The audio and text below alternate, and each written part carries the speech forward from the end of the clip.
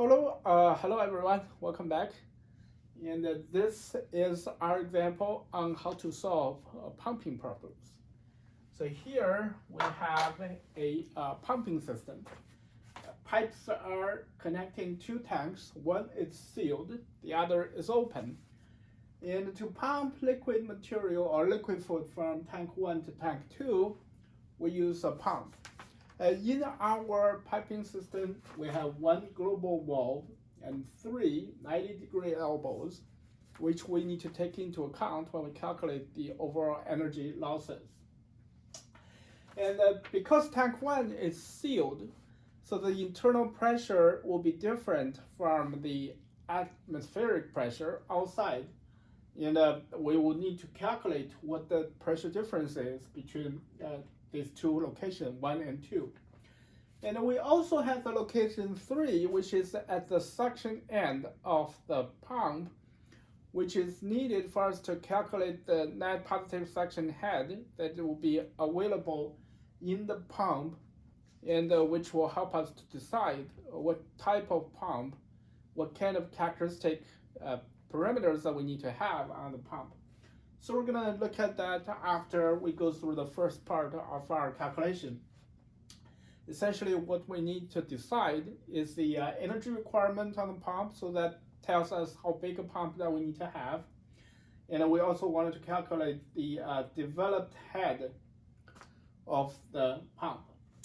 So again, the first step always is to draw a system diagram like this one, and have all the key parameters marked out. And then we need to decide what kind of fittings do we have in our system. As I mentioned, we have three 90-degree elbow, one global valve, and given by the problem, we're using the equivalent length we are representing the energy loss associated with those fittings. So we have LE over D equals to 32. So for the elbow, and for the global valve, we have that equivalence equals to 300. The first thing always is to calculate the average velocity of the flow inside our piping system. We know our volumetric flow rate is 3 cubic meter per hour. That is what we wanted to achieve. So average velocity can be calculated based on the volumetric flow rate and the cross-section area of the pipe. That's at 0.837 meters per second. And the mass flow rate can be calculated also from volumetric flow rate by multiply density of the liquid food to the volumetric flow rate. And this QM dot, which is mass flow rate, will be needed when we need to calculate the power requirement for the pump from the EP term that we solve from our generalized Bernoulli equation. So before we go on to the generalized Bernoulli equation or the energy balance equation, we first always wanted to calculate our Reynolds number. So the Reynolds number turned out to be 10,263, which is turbulence. It is larger than 2100, so it's turbulence. So we have turbulence, and if you go use the Moody's diagram calculator with the relative roughness, which can be calculated from the absolute roughness, which is given in our problem description, we have the absolute roughness, that is the basically how rough the surface of the internal of the pipe is. And the ratio between the absolute roughness and the diameter of the pipe will give us the relative roughness, which is what we use in our Moody's diagram calculator, which is 0.0013. And then we can find our finding friction factor equals to 0.033. And for turbulence, alpha equals to 1 for our general energy balance or generalized Bernoulli equation. So now we can write our generalized Bernoulli equation here. So this equation, we already taken out the velocity term for the liquid surface here, because again, in a big tank flowing into a pipe, then the surface of the tank, liquid in the tank, will not be moving very fast, so velocity can be ignored. And we rearrange terms here because now we have a different P1 comparing to the atmospheric pressure P2. So these pressure terms won't cancel each other out, so we need to keep them. And then we have the velocity head, the kinetic energy density for the flow, and the position difference will give us a gravitational potential energy difference between 0.2 and 0.1, 0.2 and 0.1, and then the total friction loss terms that take into account all the losses that we have in our system. Okay, so now we need to determine what EF is. And for our system, certainly we have the general fanning friction that comes with the pipe flow, a flow inside a pipe. We have our pipe, the total length is 12 meters. So we know our fanning friction factor, 0.032 here. We can calculate the overall friction in the pipe. Then the 90-degree elbow, we have 3 of those, and we know that we're going to calculate this based on the equivalent length. So basically, it's LE over D equals to 32. And we know F, we know U bar, so it's very straightforward for us to calculate the friction loss associated with the elbow if we use the equivalent length expression. Then for the global valve, same thing here. We know LE over D equals to 300, and so it's relatively easy for us to calculate that as well. And the last term that we want to take into account is a sudden contraction when liquid goes from the first tank into the pipe. And we use this equation as a velocity head to calculate the friction loss associated with sudden contraction. And we talked about this when the fluid flow out of the pipe at the other end, we consider that a sudden expansion. But typically, sudden expansion is more important when you have the pipe connected to a tank. So your material is flowing into a liquid environment, in which case then the sudden expansion generates resistance that we wanted to take into account when it comes to energy loss. If the material is flowing into open air, air typically doesn't really put up much of a resistance against that. So sudden expansion terms, when you have flow into open air, you can ignore it. It's usually not that significant. So for this particular problem, we're gonna ignore the sudden expansion at the two end, right, at the exit. So we have all the terms that we need. Now it's just plug in the numbers, and you can double check on this by yourself. And the more detailed solution is posted online in the handouts, so that you can look at there for a more detailed step-by-step solution to this problem. So anyhow, they would calculate EF, that's 34.08 joule per kilogram. And once we figure out our EF, we substitute EF into the EP equation here, and the EP is 143.1 joule per kilogram. Then we take this EP, we multiply that to the mass flow rate, because here is joule per kilogram, right? If for mass flow rate, you're gonna have kilogram per second. So when your EP times the mass flow rate cancels out, you have joule per second, that's watt. That's the unit for power, and that's why we use this to calculate the power requirement for the pump.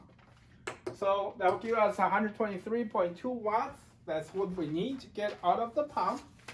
And the pump is 65% efficient. So divided by 0.65 here, the pump energy needs to be about 190 watts. So you need to have a pump that provides 190 watts, that draw 190 watts from the electricity network. that will produce 123.2 watts to the flow. Okay. And then once we calculate the power, a lot of times when it comes to selecting pump, the characteristics that we use, a lot of times they call a developed head.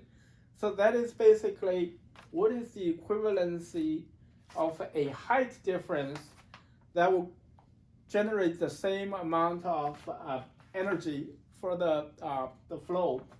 And then you take the energy density term EP and divide it by gravitational constant G. That will give you developed head. That's the equivalent of if instead of using a pump, you're going to move the tank 1 up so that you're going to generate the same kind of flow condition. That height needs to be 14.6 meters. And then, so the developed head, a lot of times is also being used to describe how much energy that you need to get out of a pump. So we have our developed head equals to 14.6 meters here. And the pump needs to be about 190 watts. That's the power that you need to get out of the pump. So that's the first part of our problem. And the second part, we also need to decide what is the net positive suction head that we need to get from our pump. And that is another critical parameter when it comes to pump selection. Because if you don't have enough net positive suction head, then your pressure inside the pump, when it's too low, then it's below the vapor pressure there, that you're going to generating air bubbles in the pump. Then that can cause damage to the pump, as we have discussed in class. So now we're going to take a look at how we're going to solve for net positive suction head. So erase all this.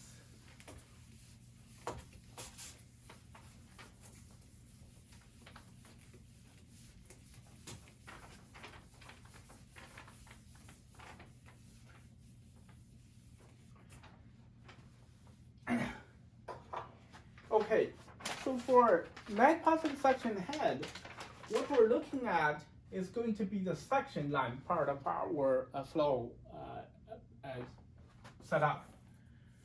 Because the suction line determines the pressure that we have inside our pump. And the governing equation for net positive suction head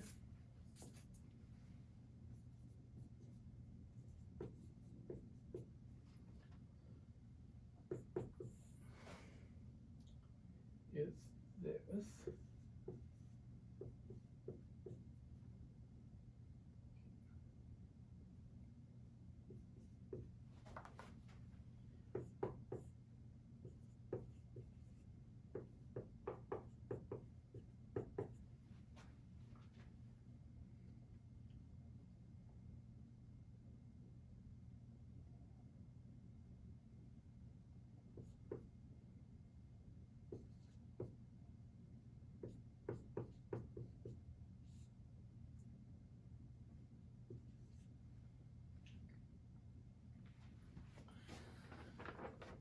And so typically the velocity terms you don't really need to take into account, because velocity terms, when it divided by the gravitational constant, it will be really small. And so if we take that out of our consideration, then what we need to consider is the pressure difference inside the pump versus the liquid surface here.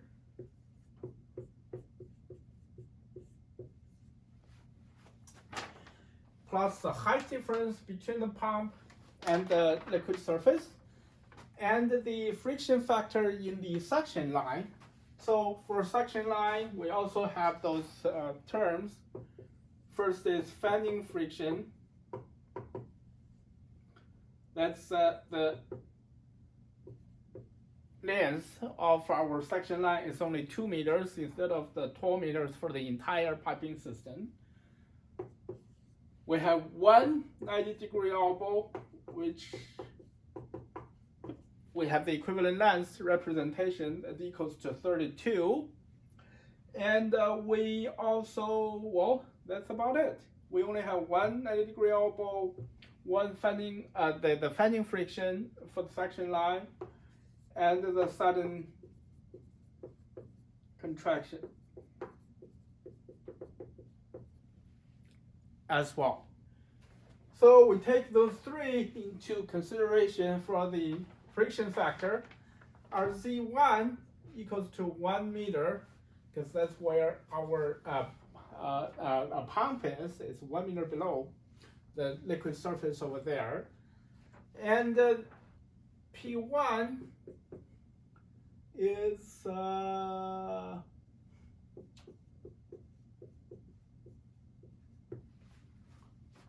12,350 Pascal. We need to determine the vapor pressure inside our pump. So for this liquid fluid, we are assuming that the vapor pressure would be dominated by water, and at 50 degrees from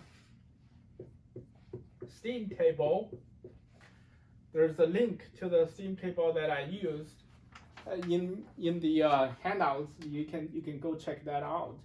For 50 degrees Celsius, this is.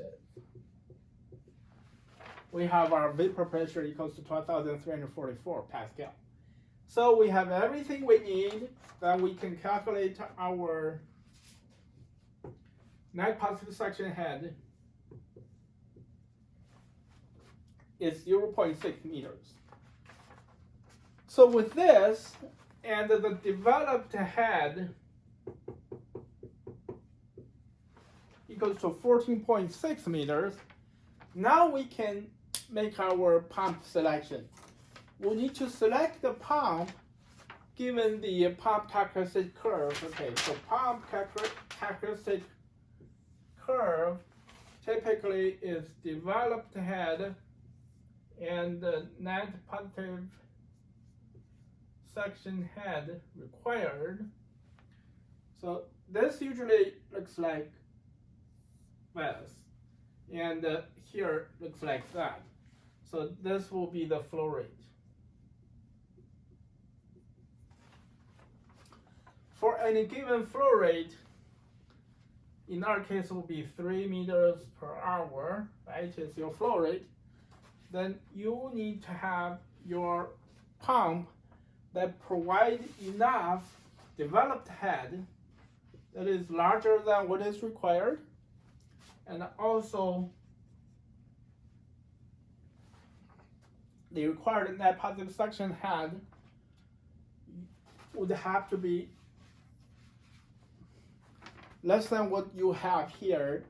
This is the net positive suction head that you have actually in the pump, because if yours is less than required net positive suction head, then you're going to develop a cavity in your pump, and the air bubble will be produced, and you're going to have a damaged pump at the end. So both of these two values need to be higher than what, well, let me retract. Your pump should provide a developed head that at least is as large as this. Then your pump should require a net positive suction head less than what you will have in your piping system. And then that pump will be the pump that you can use for your particular application. So this is how that we can solve pumping problems. Determine the energy requirement on the pump, also figure out what are the key operational parameters that you need for you to make your pump selection.